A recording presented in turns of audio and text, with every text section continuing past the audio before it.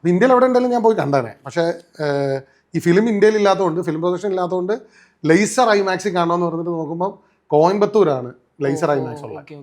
എന്നിട്ട് ഞാൻ ഇവിടെ നിന്ന് ട്രെയിൻ എടുത്ത് പോയി. രാവിലെ 7 മണിക്കത്തെ ഷോയ്ക്ക് തലേ ദിവസം ട്രെയിനൊക്കെ ബുക്ക് ചെയ്ത് ഞാനും എൻ്റെ കസിനോട് ട്രെയിനിൽ കയറി പോയി കോയമ്പത്തൂർ റെയിൽവേ സ്റ്റേഷനിൽ ഇരുന്ന് 7 മണിക്ക് തിയേറ്ററിൽ പോയി. അപ്പം നീരജും ഇതേ ക്രൈസുള്ള നീരജ് മാധവൻ. നീരജ് കോഴിക്കോട് നിന്ന് ഡ്രൈവ് ചെയ്തു വന്നു കോയമ്പത്തൂർ. ഞങ്ങൾ ഒരുമിച്ച് പോയി. രാവിലെ 7 മണിക്കത്തെ ഷോ ഓപ്പൺ ഹീമർ കണ്ട് അവൻ തിരിച്ച് കോഴിക്കോട് പോയി. നമ്മൾ അങ്ങനെ സിനിമ ക്രൈസുള്ള ഭയങ്കര ക്രൈസുള്ളതാണ്. പണ്ട് ഹൈദരാബാദിൽ പ്രസാദ് ഐമാക്സ് എന്ന് പറഞ്ഞിട്ട് ഐമാക്സ് ഉണ്ടായിരുന്നു. അവിടെ ആയിരുന്നു ലാസ്റ്റ് ഫിലിം പ്രൊജക്ഷനുള്ള. അവിടെ ലാസ്റ്റ് ഇൻറ്റർസ്റ്റെല്ലാറാണ് ലാസ്റ്റ് ഫിലിമിൽ കളിച്ച പടം.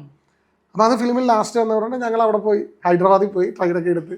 എൻ്റെ ഹൈദരാബാദ് യൂണിവേഴ്സിറ്റിയിൽ ഒരു ഫ്രണ്ട് ഉണ്ടായിരുന്നു, അവൻ്റെ അടുത്ത് നിന്ന് ഞാൻ ഇൻറ്റർസ്റ്റെല്ലാർ അങ്ങനെ ഫിലിമിലൊക്കെ കണ്ടിട്ടുണ്ട്. അപ്പോൾ അങ്ങനെ ക്രൈസുള്ള ആൾക്കാരാണ്. അപ്പോൾ അങ്ങനെ ഒരു പരിപാടി.